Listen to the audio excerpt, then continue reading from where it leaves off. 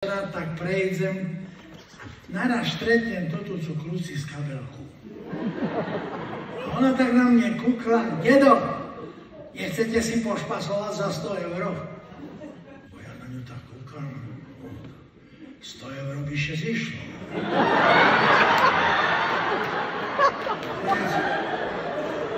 Konec som zistil, že to ja platím. Oho, dziewczę, ale ja keď plácim žene 100 €, ja ju bijem. A dokedy, kým mi ich nevráci.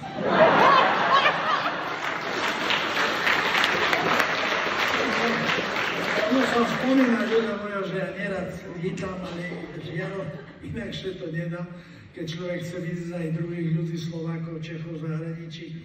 A poviem vám jednu krásnu vec. V lietadle išli 3 ženy. Jedna Ruska, jedna Američanka a Araňa. A naraz pilot, ktorý máme poruchu, nerobte paniku, budeme sadať na oceán. No, nerobte paniku, taký čas. Sebe znáte predstaviť tú paniku. To tá Ruska skoro okolo sebe fľašky vodky viazala. Najdu vodku, najdu aj mňa. Najdu vodku, najdu aj mňa. Američanka šperky metala. Najdu zlato, najdu aj mňa. A Araňače vyzliekla do hola. Najprv budú hľadať čiernu skrinku.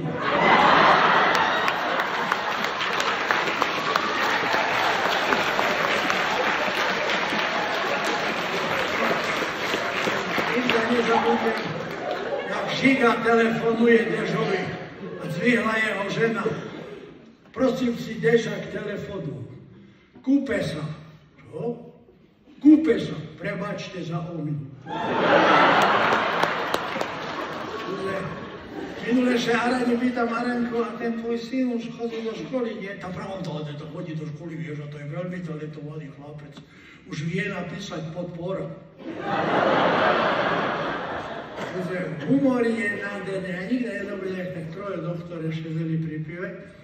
A ten zubár, ktorý, ja keď zomriem, tak mi urobia pomník, taký zub.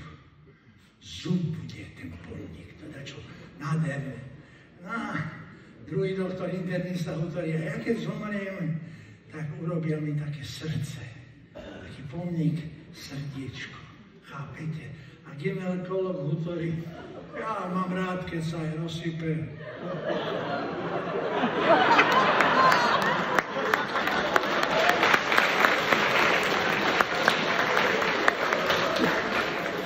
A ono, raz jeden policajt me dožľal, tak šezím v parku a tam dzeci še hrali na travičke. Behali dzeci po tej trave hore dolu a policajt prišiel. Krásne sú tie deti, nádherné, krásnočké.